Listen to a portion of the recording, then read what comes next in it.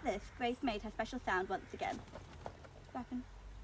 And this time it seemed to Abigail that it did sound rather more like Duke than Duke. She must have been calling for me, said the Duke of Seven. She was telling you that she wanted to see me. Oh, I don't know, said Abigail doubtfully. I'm joking, said the Duke. At least, I think I am. But I must say, she seems to have taken quite a fancy to me. And indeed, the speckled pullet appeared quite to have forgotten Abigail and was staring up at the tall old man with a look of great interest, while now it was hardly possible to doubt that what she was saying to him was indeed, Duke, Duke, Duke. To cap it all, she fluttered up into his arms. I say, Abigail, said the Duke, as he stroked the bird, I suppose you wouldn't... No, of course you wouldn't. Wouldn't what? Well, I mean, I realise that you wouldn't sell Polly. No, never. But would you consider selling Grace? To you? You mean? Bracken. Yes, she seems to quite like me, and I certainly like her. She's beautiful. Never seen quite like that colour before. Remarkable.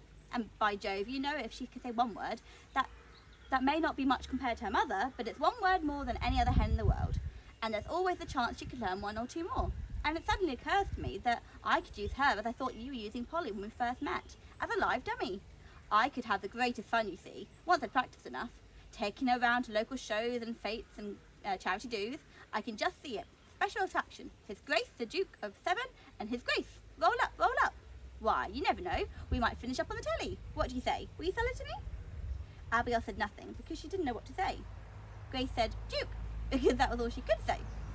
And the Duke said, pity, because he had a moment's vision of himself as a successful ventriloquist he'd always wanted to be. No, you're not going. Stop. But he could now see that Abigail was not at all happy with the notion of parting with Grace, so he hastened to reassure her. It was just an idea, Abigail, he said. Forget it. I can see you don't want to sell her. And he handed the pullet back. Just then they heard another car draw up, and Abigail went to the doorway to look out. It was the reporter from the Echo. Seeing her, he came across and said, Hello, young lady. Got another talking hen? Abigail said nothing. The Duke said nothing. Grace said nothing. I was just passing, said the reporter, so I thought I'd drop in. Funny thing, you know, that salesman chappie that came out here with me before, he was just imagining things, of course, off his rocker. But he must have told a good few people, because I keep coming across stories of a hen that can talk. No smoke without fire, eh? Oh, thought Abigail. Oh, Duke, please don't say anything. Please don't tell him about Polly. It'll be in all the papers, and we shall never have a moment's peace. The reporter of the Echo addressed the Duke. Have you heard these stories, may I ask? Bracken, do you mind? Abigail held her breath and Grace's beak.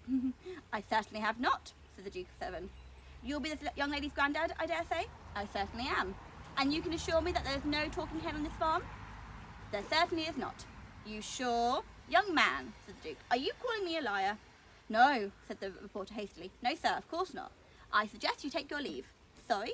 Push off, sling your hook, beat it, said the Duke of Seven. Abigail looked at him as the sound of the reporter's car died away. Always tell the truth, she said. You can't do better. The Duke grinned. I'm a very wicked old man, he said. Stop. Just read the book. You're a very kind old man, thought Abigail, telling Whoppers to keep my secret. She held Grace out towards him. Please, Duke, she said. Take her. She's yours. Do you mean you didn't ask him for any money for the bird? Her father said afterwards. Not everyone's as mercenary as you, Bill, his wife said. I'd have asked him for lots of money, said Prudence. Dukes are rich. They must be. The Queen is married to one. I'd have asked him loads. And me, said Bob. I'd have asked him for £120. But you just gave her to him, asked the father. Well, sort of, said Abigail. More lent her, really. I said I'd have her back if she wasn't any good.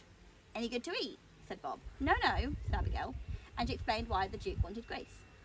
And he said we must all come along and spend a day at Sevenside Castle before too long, she said. Is it a real castle? Asked Prudence. Yes, he was telling me it's got turrets and a drawbridge and a moat and a herd of deer in the park. Oh, and a butler. Sorry, that was my fault. What's a butler? Asked Prudence. Someone who buttles, said her mother, laughing. Like that old ram we had once with the curly horns? Asked Bob. He buttled me in the bottom once. And at that they all laughed so much that Bob, who didn't see what was funny, ran away shouting, Beasts, cows, cats.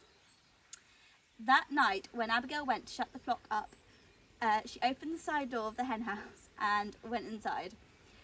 Polly and Galahad were sitting together in their usual place, and Abigail made her way to them through the perched rows of warm, sleepy, murmuring fowls. She began to stroke Galahad down his long, silky ruff and over his broad back and along the length of his sweeping tail feathers, and he made soft, gargling noises of pleasure. To Polly she said, "What do you think? Grace has gone to live in a castle." Without fail, the act of speaking to Polly would prompt a reply in human, not hen language, sometimes a senseless one like, "Walk to heel," and sometimes an apt one like, "Good night, Abigail." But now Polly only fluffed out her feathers and chirred at her owner in a grumpy way. Funny, thought Abigail as she latched the henhouse door. Anyone would think she was angry at me for letting Grace go. In bed, Abigail worried about this. It was so unlike Polly to behave in this way. Suppose she had suddenly lost her gift of speech.